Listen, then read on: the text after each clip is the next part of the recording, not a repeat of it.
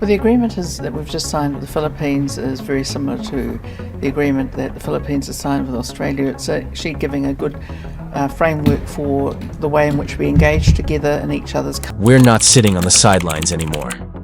That's the message coming loud and clear from Wellington as New Zealand makes a striking shift in its foreign policy posture, announcing plans to conduct joint military exercises with the Philippines.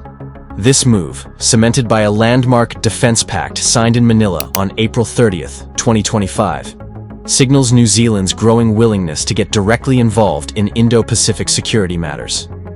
In an increasingly tense region, New Zealand's quiet strength is about to make some serious waves.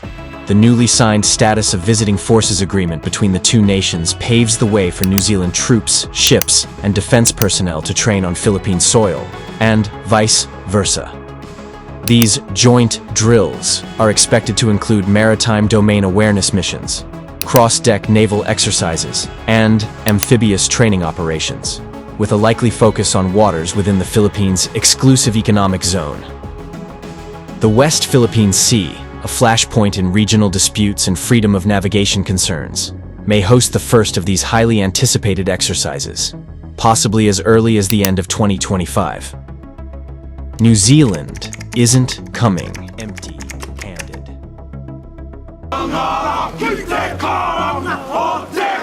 Backed by a $9 billion New Zealand dollar defense investment over 4 years, the country is set to contribute elite naval units, disaster response specialists, and strategic intelligence sharing capabilities.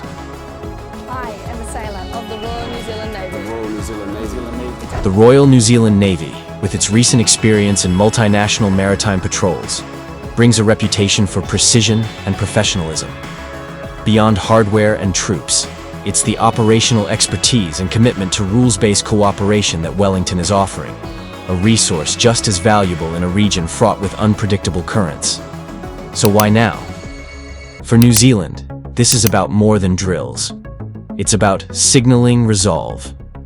As tensions grow in the South China Sea and authoritarian influence spreads, New Zealand is aligning itself more closely with regional democracies that share a commitment to sovereignty, international law, and open sea lanes. Solidarity with the Philippines and other Southeast Asian partners reflects a deeper strategic awareness. What happens in the Indo-Pacific doesn't stay in the Indo-Pacific, it shapes the world order. This partnership is more than symbolic. For the Philippines, it means exposure to advanced training protocols, interoperability with Western standard forces, and a fresh infusion of strategic credibility. For the region, it marks a critical addition to the growing network of like-minded nations, forming a counterweight to coercive behavior in contested waters. In teaming up with Manila, New Zealand is no longer just observing the tectonic shifts in the Indo-Pacific, it's helping shape them.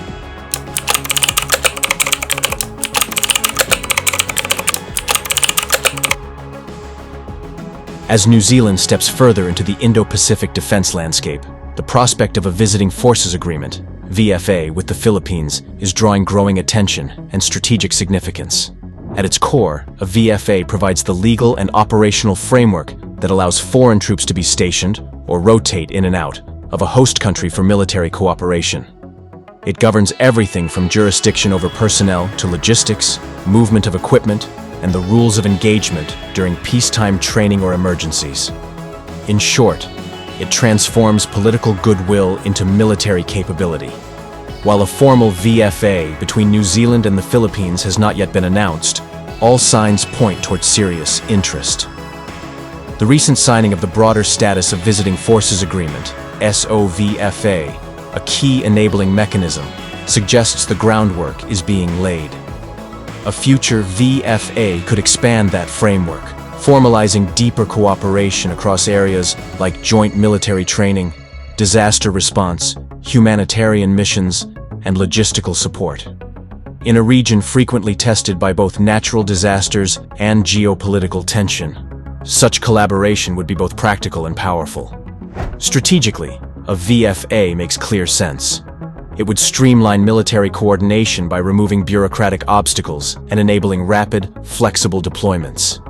This is especially critical in an era where crisis response, be it to typhoons, maritime incidents, or sudden regional flare-ups, demands agility and seamless interoperability.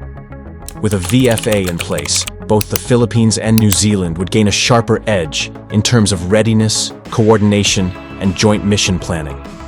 Moreover, such a move would elevate New Zealand from a supportive observer to a true regional defense partner. It would cement its relationship with the Philippines at a time when alliances and partnerships are becoming more fluid and essential. The two countries share fundamental values: respect for international law, a commitment to maritime security, and the pursuit of peaceful dispute resolution. These principles are increasingly under threat, and a VFA would turn shared ideals into shared capabilities. Beyond traditional military cooperation, a potential agreement could open the door to expanded partnerships in cyber defense, intelligence sharing, counterterrorism, and climate-related disaster resilience. As the Indo-Pacific grows more complex and contested, the Philippines and New Zealand seem poised to build not just a defense pact, but a 21st century security alliance built on trust, transparency, and shared resolve.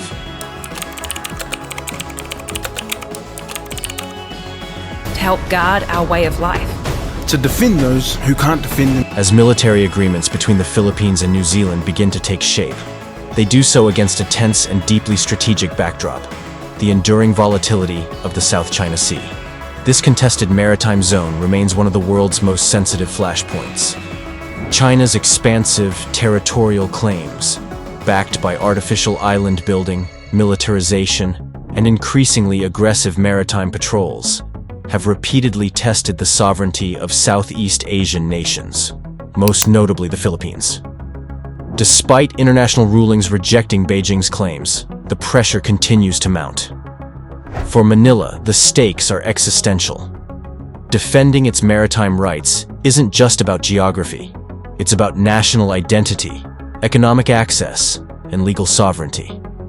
In response, the Philippines has been steadily reinforcing its security through a broader network of alliances, with partnerships strengthening across the Indo-Pacific, from renewed U.S. military access to intensifying defense ties with Japan and Australia. A strategy of balance is emerging. This isn't about militarizing the region, but about ensuring that no single power dominates it. In this context, New Zealand's entrance is particularly notable.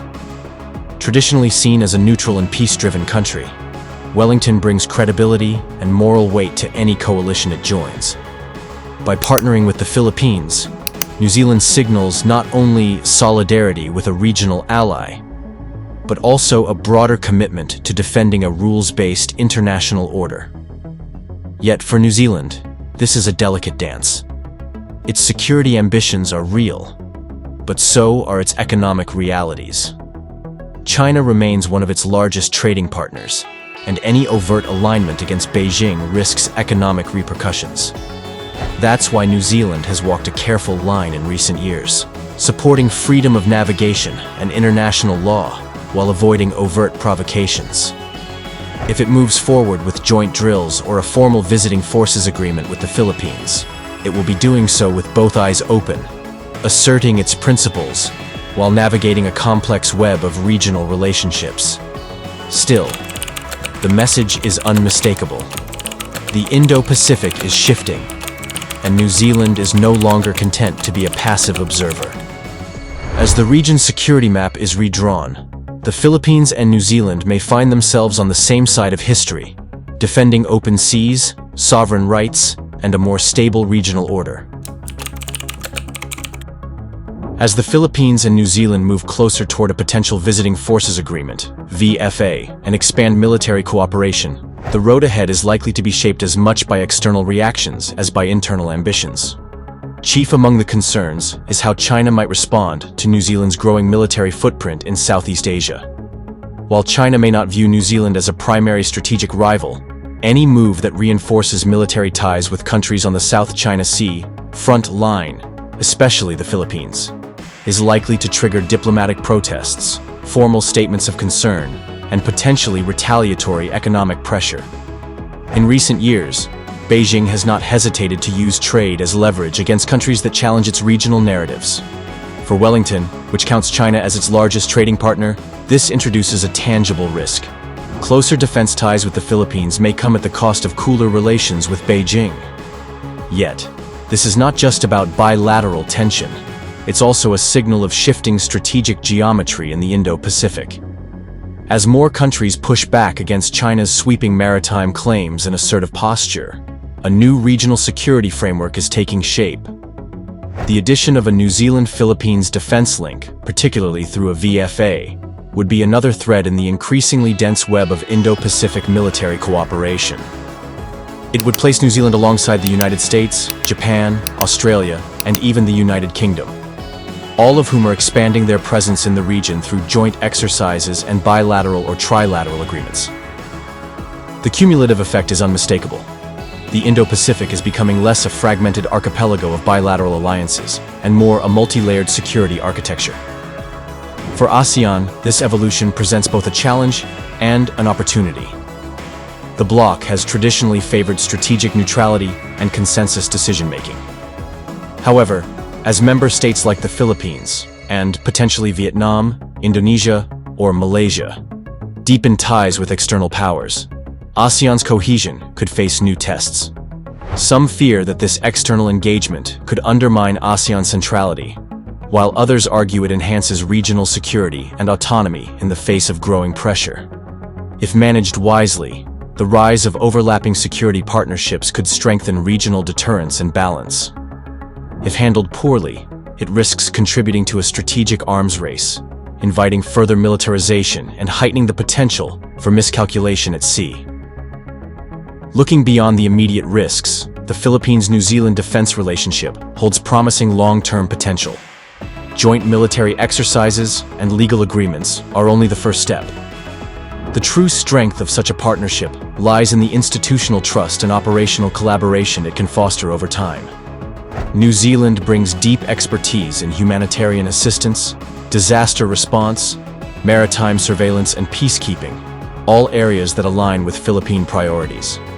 As two Pacific-facing nations vulnerable to natural disasters and maritime threats, there is clear logic in building joint capacities to respond to typhoons, earthquakes, piracy, and illegal fishing. Moreover, as both countries evolve their defense postures to meet 21st century challenges, they may find room for cooperation in emerging domains such as cybersecurity, intelligence sharing, counterterrorism, and climate-related security threats. In a world where threats are increasingly transnational and non-traditional, a flexible, values-based defense partnership can yield outsized benefits. However, the ultimate success of this evolving relationship will depend on several factors. Political will on both sides to sustain momentum beyond symbolic gestures, institutional capacity to build meaningful interoperability, and the broader strategic environment, including how China, ASEAN, and the United States adapt to the region's changing security balance. If New Zealand and the Philippines can manage these dynamics skillfully, they won't just be writing a new chapter in bilateral relations. They'll be contributing to the emerging blueprint for a more resilient, rules-based Indo-Pacific order. Thank you for tuning in to our channel. If you enjoyed the video, please remember to like, share it with your friends, and subscribe to our channel for more in-depth analysis of global issues.